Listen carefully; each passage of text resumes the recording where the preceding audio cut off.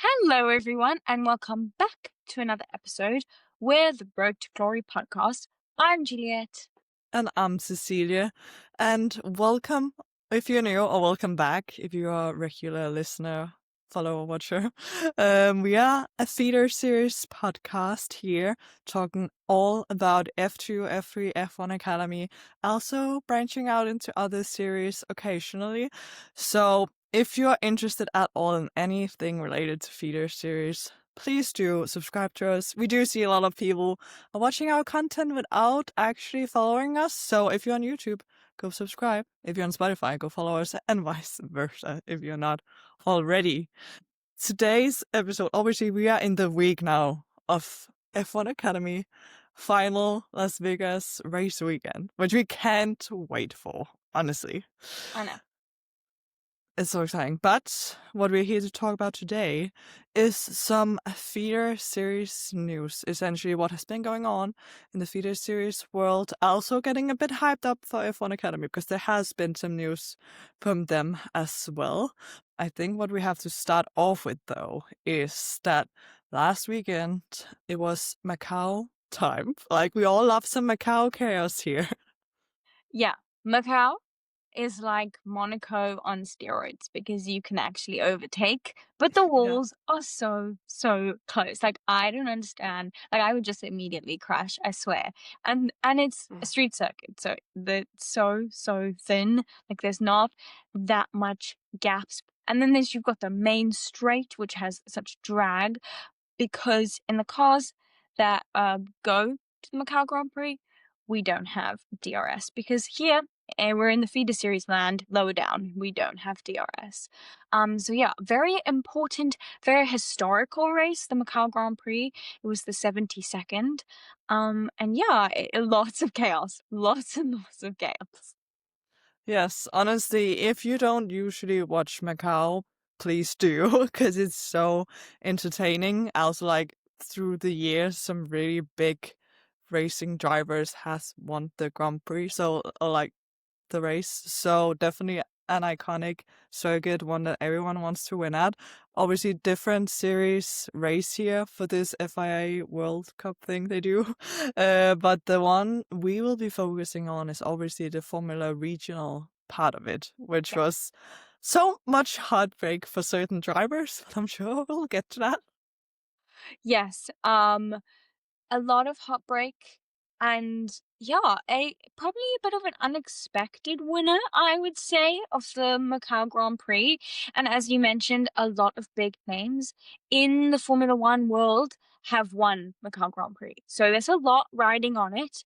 And it's a good thing to have in your like portfolio as a racing driver. You say, I won the Macau Grand Prix. It's a big wow factor.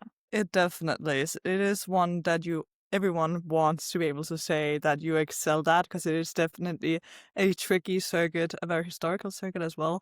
So obviously, if you haven't watched Macau before, like next year we'll do like a full beginner's guide to Macau. I think we missed out on that this year because it can be very confusing. I'm still not completely sure I know what is going on, but let's to talk a bit about what happened. Obviously, they have two qualifying sessions, but they also have a qualifying race, which I think we have to talk about because, like, that is obviously something we don't really see in other feeder series. Yeah, it's something totally different. I'm not entirely sure what other feeder series do it. But I was like kind of shocked when I started watching. I was like, qualifying race. Okay. Yeah. I mean, I understand because like it is a circuit that's close to the walls. So a qualifying race can be good with that. But like I don't know. It's a bit of a shock when you see it because as we mentioned, like a lot of people just watch F2 and F3 and they don't have qualifying races there. No, for those who don't know, like, what a qualifying race is, but perhaps you watched F1 a couple of years back, just think the old sprint format, which was also weird, and they obviously changed it now. But what the old F1 sprint format was obviously they qualified, and then they had a sprint, and where you finish the sprint, which then in this case is the qualifying race, where you finish that race is where you finish, not finish, that is where you start the main race on the Sunday. So obviously, as you say, a lot on the line in a qualifying race, because you can qualify super well in the normal qualifying.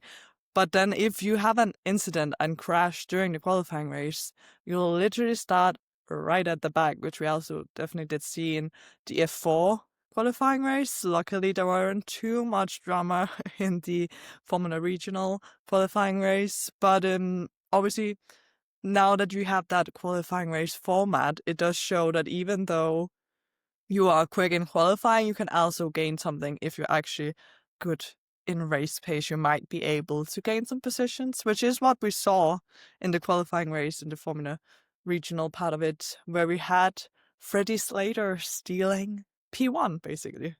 Yeah, and you could tell he had a lot of race pace, which Oh. he did carry through into the race. We'll cover that. Yeah. Those of you who watched know. But yeah, incredible to see Freddie. He was pretty dominant all weekend. Even in the other qualifyings, he was up there. He was either second or first. So he really came in with like, I'm going to win this. And yeah, the chaos came for him during the actual race, not in anything else. He was perfect before then. Yes, honestly, Macau is just so unforgiving. Also, because even though you can see it as a good thing, obviously, that he won the qualifying race and then starts on pole, even though it sounds good, it almost isn't, because it's such a disadvantage Yeah. starting from pole in the race, because it's such a long straight to turn one. Also, like, you are under pressure in turn 3, and also just like the start from Freddie, like I was panicked just seeing how he pulled into his grid box. I Why? was like, what are we doing, Freddie? What happened here? He was completely not pointing straight in any way. He was pointing in the Horrible wrong start. direction as well. I was like, Yes. you're pointing at the wall. Why do you want to go Yeah. into the wall? It was Foreshadowing. terrible. Yeah, definitely some foreshadowing, unfortunately. So definitely on his back foot, like already starting from pole isn't great, and Yeah. being pointing in the wrong direction just made it worse. So obviously he did lose the lead in the beginning to Mary Boyer, who started P2.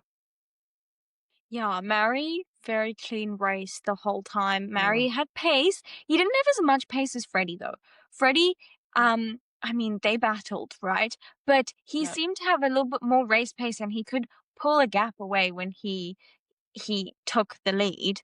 But it's just, as you mentioned, Macau is so unforgiving. One little bit of oversteer, or you just anything, and you're in the wall.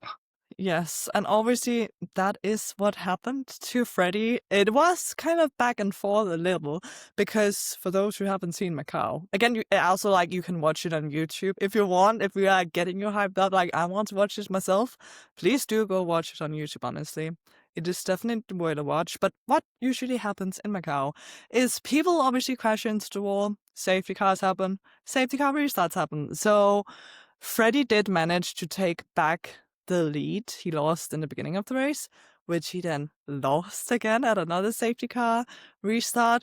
And then our poor boy Freddie, like, we love Freddie. He is the GOAT. We want to put that out there. We have Yeah. high expectation for Freddie in F3 next year as well. He just knew that he had to carry as much speed as possible into the final turn to, like, be able to get a good run on Mary so he could repass him. But unfortunately, he did carry a bit too much speed and ended up clattering into the wall instead. And that was just it was over for Freddie, Yeah. unfortunately. This did really benefit his like rival of the day, Mary Boyer, Mm. because then Mary didn't really have anyone right behind him for a bit, until you know there was another safety car again, and we had the most epic to overtake from Yeah. Teofil Nile, which was insane. And I've mentioned this before, that he had a quietly really, really good F3 rookie season. And he is coming in with a lot of pace. And Teofil Nile was really lucky. He did have a good race, but he was also really lucky because as soon as he'd overtaken Harry and Enzo, immediately a safety car was thrown. And now there were only 2 laps left of the race. So he ended under safety car and landed up winning, which was incredible. But also, he falls on our lucky side of the luckometer, and Mary Boyer, who'd Definitely. been battling for the lead this whole race, he'd finally gotten it. His other rival was in the wall, falls on the very, very unlucky side of our luckometer because he unfortunately had to settle for P2. And I could just tell afterwards he was so upset, and like Yeah. validly so. He's just fought this whole race and it ends under safety car, and he can't even fight back for Teofil now. It definitely, after Freddie crashed, it definitely seemed like Mary's win. Yeah. Like, so obvious that he was gonna be the driver that was gonna win, and it didn't end up that way. Obviously, as you say, such a shame that actually the race did end behind safety car, because once Theophil had taken the lead, I was like, just that move, going from P3 at the safety car restart, overtaking both Enzo and Mary in the same turn, was like, am I seeing this? Like, is this happening right now? But like, the universe just works in mysterious ways, because obviously Theophil Nile was the driver to actually have pole position before the qualifying race. Then he lost because, again, starting from pole isn't great in Macau. So, but somehow still he was the person to end up winning. So like, the universe was just like, Theophil deserves this Yeah, win, and they gave it to him. this is his moment. And Yeah. he's definitely someone to watch for next year. Freddie Yes. as well. Because actually, when you look at the list of contestants in this Formula Regional Macau Grand Prix, a lot of them are people we're gonna be seeing next year. So it's really interesting to see them race against each other, all in a big field, and kind of see like, get a little bit of a glimpse of what could happen next year. Yes, but the Macau race definitely spoke to like the talent that is in F3 next year. Because like, if you look at the top 10, I think it was almost everyone, maybe besides one, that are gonna be racing in F3 next year.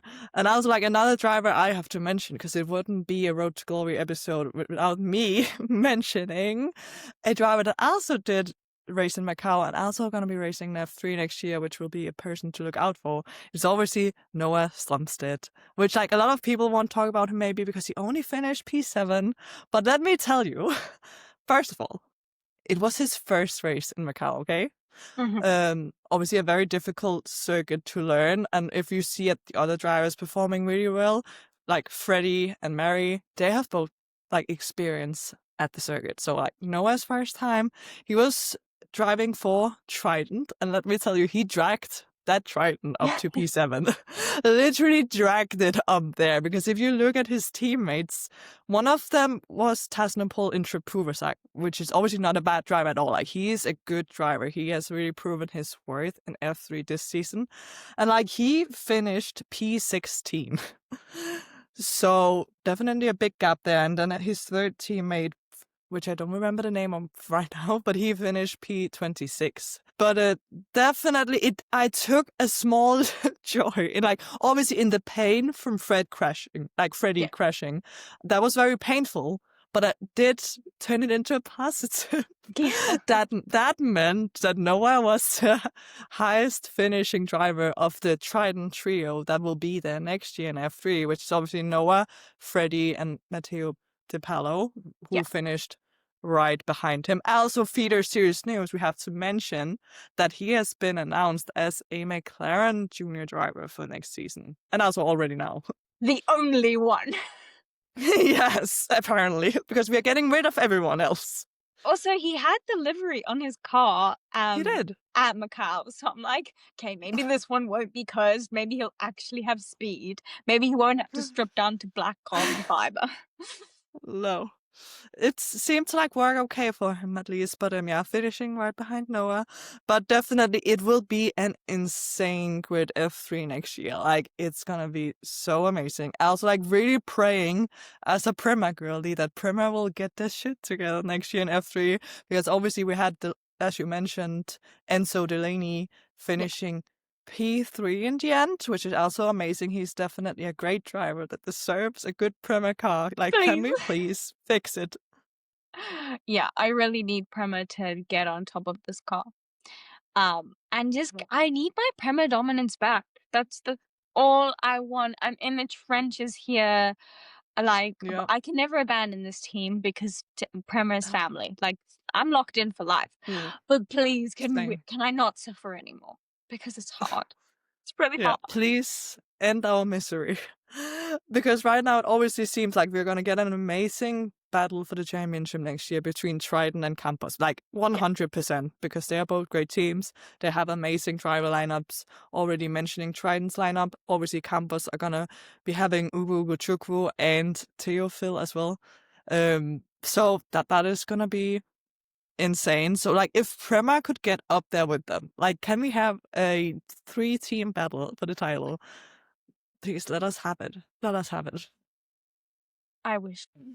Definitely. We have to wait and see. We are only in November right now, so Australia is far away still, but we can get excited.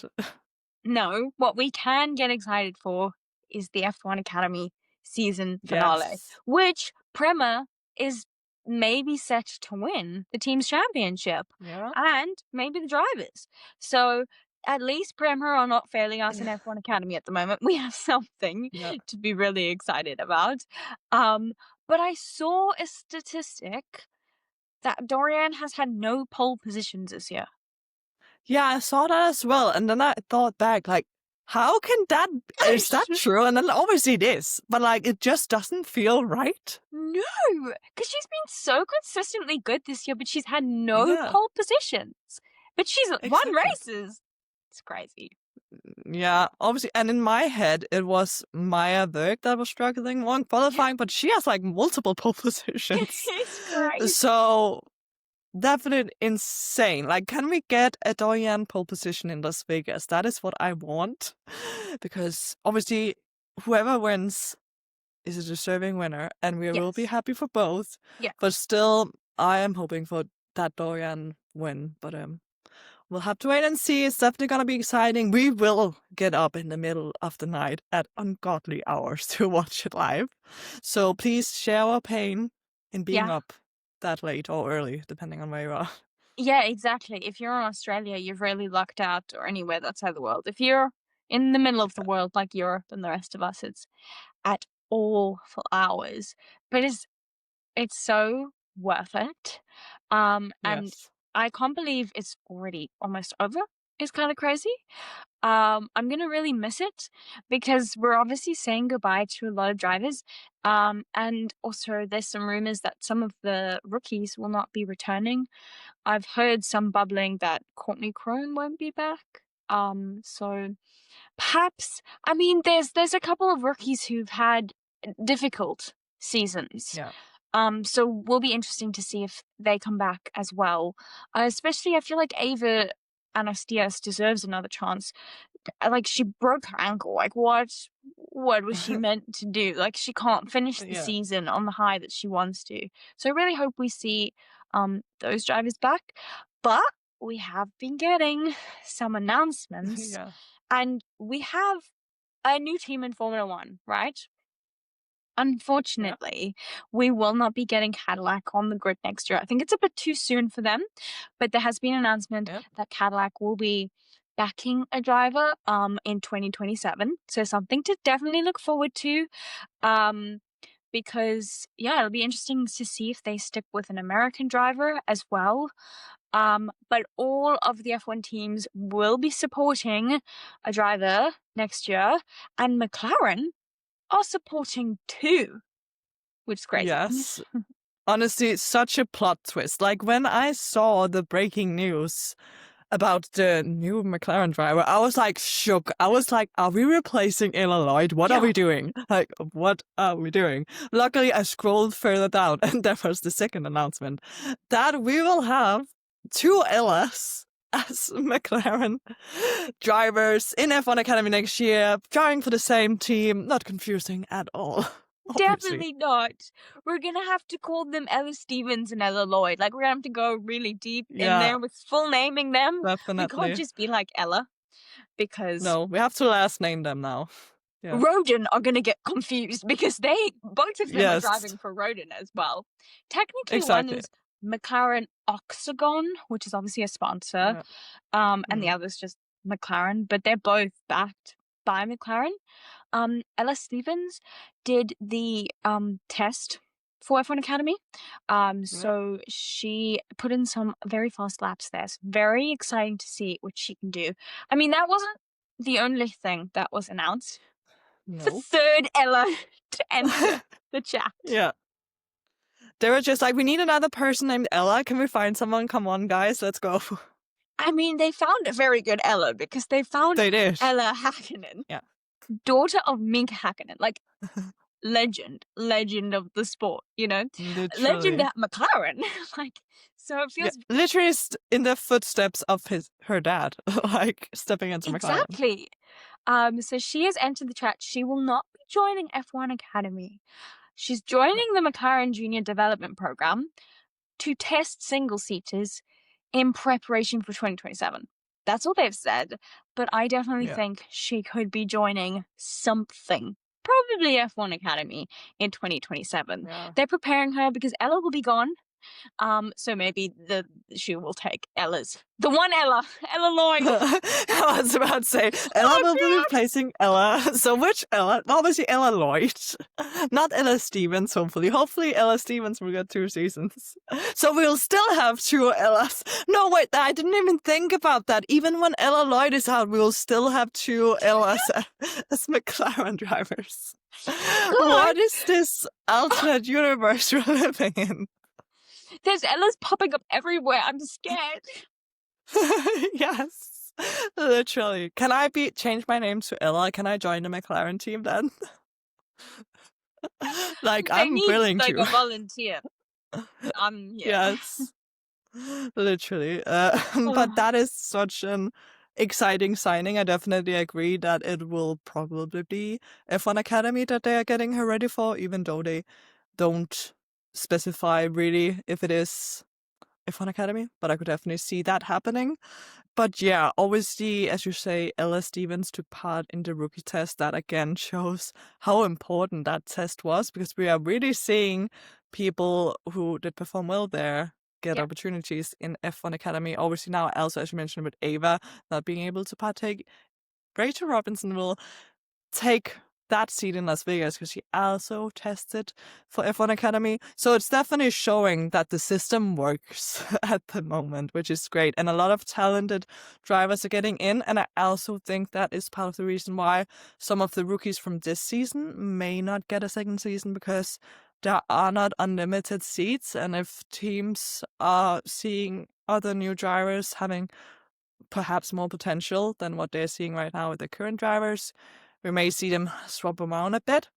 But it'll definitely be interesting to get more announcements, because now like the ball is rolling now that Rodin and McLaren has started to announce some drivers. And also, like as you mentioned, McLaren running 2 cars but calling them slightly different things is definitely giving very much Red Bull and Red Bull Ford, which Yeah. is also something I wanted to mention, because in one of the posts where it was mentioned that McLaren are running 2 cars, they did say that McLaren are going to be the only team to run 2 cars, like the only F1 team to run 2 cars in F1 Academy next year. So does that mean that one of the Red Bull cars will be removed next year, is my question. I'm assuming it's Red Bull Ford won't be there because they said that all of the Yeah. F1 teams are supporting. So I'm assuming that, and I guess RB doesn't technically count as Red Bull. They're Racing Bulls. So Yeah. I assume their seat will still be fine. But it is kind of sad because I've really loved the trio, the Campos, the all Red Yes. Bull. Like, are Campos gonna have someone else in their team now? Because we know how much Campos love being Red Bull backed. It was literally just so iconic having the whole Red Bull family of Red Bull Ford, and Racing Bulls all together. Also for like social media purposes, it made it easier for them to like make stuff with that. Yeah. But it is interesting to see if it's like the Ford part that will be left out, because I'm actually not completely sure, because obviously we have Red Bull Ford right now because Ford are gonna be engine suppliers for Red Bull next year. So like when they integrate into the Red Bull F1 team, Yeah, could maybe they it's still like choose that one to stay? Like I have maybe. no idea. A Yeah. wait to be seen. I am very interested to see who the third rodent driver is supported by, because whoever it Yeah. is just gonna be in McLaren Ella Yeah, sandwich. no, I would literally, if that was me, I would feel such like a third wheel, like not being named Ella. Okay, the person can still be named Ella. Can we make a like a petition to choose a driver that's named Ella? But like not being a part of McLaren, obviously, unless it's like a McLaren sponsored, then they could just make a whole rodent McLaren thing. McLaren. Who knows? Yeah, just not run by McLaren, but obviously the same as we have Ferrari. They have a Puma driver as well, so like could be something. But we'll have to wait and see. But I will feel like a third wheel if I was that Yeah. one driver on the team. Left out. Because I feel like the two Exactly. McLarens are gonna do like social media stuff together because they're McLaren drivers, and Exactly. I the third driver. Yeah, that is sad. Hopefully, they will be a big family together and everything will work well. But definitely, it will be interesting to see what's going to happen with that. Also, obviously, way earlier in the year, a couple of months back now, we also had Alba announced as a Ferrari junior driver, something their development program thing for next year, which still hasn't been fully announced if it's like she's racing for Ferrari in F1 Academy. And I still really would like to get that really official statement, and also like where she'll be driving. Would she switch to Premier, which is my dream world? She'll do that, or will she stay with MP? Like both are fine. Obviously, they're both great teams, so that is definitely what I see happening. I would be very surprised if she swapped. Like she also could swap to Rodin. Like who knows? I just don't see that happening.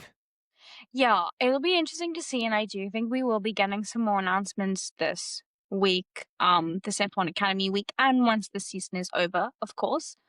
Um, but yeah, building up towards F1 Academy, like the final is really soon.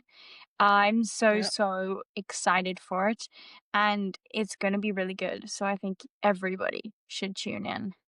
100%. And obviously, most of you may not watch the races live because they are at odd hours, but you can always come to our podcast on the Wednesday after the weekend and watch our race review because we will definitely be getting that out. And more feeder series F1 Academy specific news we also got when they made the announcement about Cadillac not joining the grid until 2027 was also that from 2027 they're making a new rule where there can be made But exceptions for drivers. For those who are not familiar with the F1 Academy rules, it's kind of an odd one compared to other feeder series because there is currently a rule that you can only participate in 2 seasons of F1 Academy and then you're out. Like even if you race just 2 races in one season, that counts as a season. So only 2 years in F1 Academy. Now they have announced that from 2027, if you are showing good progress and show that you could like take steps forward by staying in F1 Academy for a 3rd year, that could be like an option for you as well, which is super interesting, changing yeah, that 2-year rule.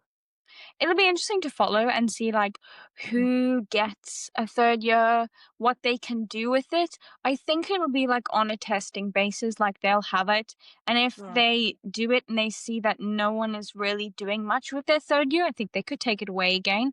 But it needs, Yeah. it does have a place, and it does need to be there for situations like Ava Annex Diaz, who this season has Mm. been awful for her, especially the last bit of it.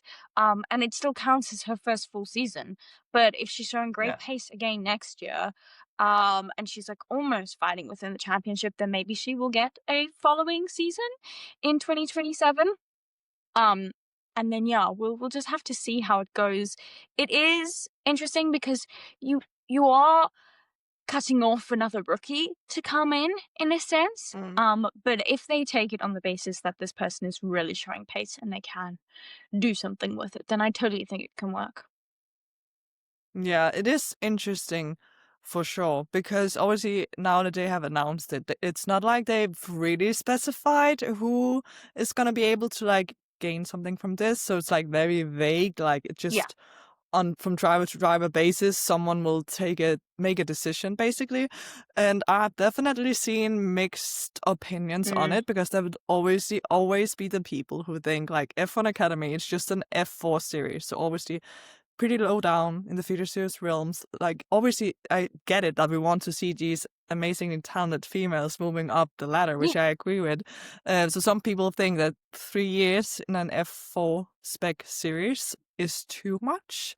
But then again, I also like, I don't know, because you also see the drivers, they can also participate in other series at the same time. And like, if they need that extra time to develop to be successful when they finally move up to another category, I don't think it's necessarily bad. Like, I could definitely see the option being taken if, like, say a driver like Alba, she's in her second season next year. Like, if she really shows a lot of pace but doesn't win the championship, I can imagine, like, if she wants to stay in F1 Academy, she could be one of the drivers that they'll allowed to stay, because then I Yeah. think she's a potential like championship winner if she could stay for a third year, if that seems beneficial for her in her stage of her career. Obviously, because a lot of Yeah. these rookies are also still pretty young, and we still have to consider Exactly. like if you get into F1 Academy at 16, which is like the youngest you can get into F1 Academy, you will only be 18 by your third year. So it's not like you are 25 and like still racing in F4, which you also could be. Obviously, that's the maximum age you can be at. So I Yeah. definitely don't think it's necessarily all bad, but obviously we do Yes. want to see the drivers progressing upwards. But also mentioning, like, if you see a driver, you think, okay, if they just got another year, they will have a really good shot at winning the championship. That could also be what is needed for that driver to have, like, financially it an Mm. option to step up, because obviously it's not everyone who has the backing financially to go up to another series. So, like, the title obviously gives you, like, a seat somewhere. So, makes Yeah. sense from that respect. I totally agree with you. That totally makes sense in that way. Yeah. I also like if we see a driver who's driving for like, let's say, 2 races in one season, like that counts as a full year. I could definitely see that also applying then, okay, that year was just like literally 2 races. Let's give Yeah. you 3 years then in total, because then in reality it will only have been 2 years. But I think that is like most of the news we have had from F1 Academy. With our luck, someone will announce something big right after recording this, like while we're editing. Yes, exactly. I think that is all of our feeder series news covered. We do want to just kind of pause our feeder series news to just speak about, obviously, if you're in the world of sports, to be honest, it's gone bigger than Yeah. F1. You must have Yep. seen that Sky Sports released Sky Sports Halo, which has now been taken down, thank goodness. But we did really want to just open up the conversation for our little channel as well, because like we are a woman feeder series podcast. There's not that many of us Yes. out there. And we cater towards everyone. We just want everyone to love feeder series. And nothing needs to be dumbed down, and women can understand sports. We don't need it like shoved in our face in things that you think will cater towards us. So yeah, I just feel like we needed to open the conversation. What are your thoughts on it? I mean, I'm sure we think the same thing. Yes, honestly, I think it is a shame the way that the whole situation was done, Yeah. to be fair, because I think the idea behind it was like well intended, and Yeah. like it could have become something really good and like creating a positive space. It was like the way it was dealt with and handled and taken, like how it was carried out Yeah. was definitely problematic, to say the least. So if they had just planned out better, or like made test groups of like asking female fans what they wanted Yeah. to see and like test out their content before they actually just went like, oh, we're making this that looked very male created or AI created. Like Yeah. it felt very off completely. So I think they could do a redo of it at some point. Definitely, if they do things better. Like, I think it could be a positive thing, because obviously females do not need things to be dumped down or No. like be in pink to for us to want to look at it. So if they just find the right balance of creating content that they maybe think wouldn't be catered toward the full audience on Sky Sport. Like, it would be fine to have a separate account, but like, it's the whole calling it the little sister and like the whole thing about that. Like, it's just dealt with wrong, and it could have Yeah. been made so much better. And I do hope that if they ever do try to do something like this again, that they will handle it in a different way. Because I definitely think it says a lot that they just completely just went after the backlash of it, which was like justified backlash. Yeah. They just got scared and then completely shut it off, which I'm almost surprised by that. But they were too concerned about the backlash, obviously, and the Yeah. bad talk from it. Like deleting comments and blocking people, and they just Yeah, weren't going about it very well, and just felt very patronizing. Like that women had to yeah, have their own specific channel, whereas you can go about it and you can make a lovely space for women. Like, we have women in motorsports, like we have so many amazing yeah, accounts on the internet dedicated to women in sports and that kind of stuff, so they could have literally looked at that and gotten inspiration from that, but it yeah. just felt that they didn't put enough effort into it. But yes, that's all I will say. Yeah. So what I think we can take away from this is that the intention was good, Yeah, but it was the execution that was done very poorly. And I would definitely love for them to try and do something like it again, but like, just redo everything, go back from scratch and figure out a way to do it which would make sense and not be patronizing and not belittle female fans. But yes, I find it so funny also, like with the TikTok specifically that were getting the most bad attention. They just deleted them. Like yeah, when I first found the account, they had already deleted the stuff they were getting the most backlash from. So yeah, I don't even know what Sky Sport were thinking. Also, like, for those who don't know exactly what we're talking about, I'm sure we can link some videos or articles in our yeah. description, because it was for a short while that it was up. So like, if you weren't on social media the last couple of days, you You could have could have completely missed missed it, it. because it's gone now. Yeah. But yeah, Yeah. we just wanted to mention that. But to round up this episode, lots of chaotic things happening in the feeder series world as usual. There is never like any breathing time. Honestly, there's so much going on always. But yes, we've got F1 Academy to look forward to, which will be our next episode, the one that comes out after this, because right now we're in the week F1 Academy is this weekend coming up. So stay tuned for that. Follow us on all of our socials. It will be linked: TikTok, Instagram, Twitter, YouTube, Spotify, wherever you're watching this.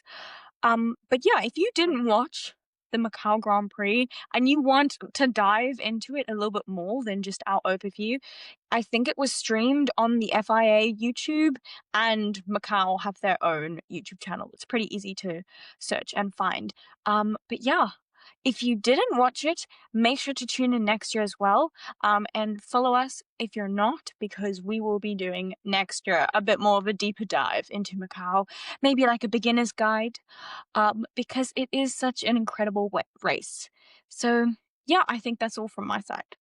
Yes. Also, like, until the end of this year, which I mean, like, until the beginning of December, we will be busy with race reviews, because obviously after F1 Academy, it doesn't end there. We are going straight into F2 final time, another championship left to be decided. So we will obviously be doing race reviews for Qatar and Abu Dhabi as well, and talk about everything about who wins that championship. And I honestly can't wait. I'm so excited. I'm so stressed. Yes, like both for F1 Academy, and then we have like 1 second to breathe, and then it's like straight into title deciding F2 final two weekends. Yeah. It's gonna be intense, but we are gonna be calm. Everything will be good. Whoever deserves to win will win. Hopefully, no bad luck. Fingers crossed. And Yeah. also, on a final note before we go, because we have been up too long, for those who are watching, or like for those who are not watching, but just listening on audio, I'm sorry I've already put up my Christmas tree. I know it will split the waters. But I felt like I needed to mention it, that we have the Christmas spirit going on already. Like putting out the good vibes. Hope you We need appreciate it. it for those who like the Christmas trees. Yeah, we do. But definitely, we're also mentioning Christmas. We will be taking a break over Christmas, but we'll mention that more in the upcoming weeks. Obviously, we are still busy with race reviews until the end of the year. Yes, you do not have to worry. We will be here every week for a while, and we will let you know, most likely on Instagram and also in here, when we will be taking a little bit of a break. I'm sure everyone will also be resting that is watching. But yes, lots happening in the feeder series world. I hope you enjoyed this little bit of a different style episode of feeder series news. Let us know if you liked it. If you want us to cover anything else, also please put that in the comments. And yeah, we'll see you next time. Bye. Bye.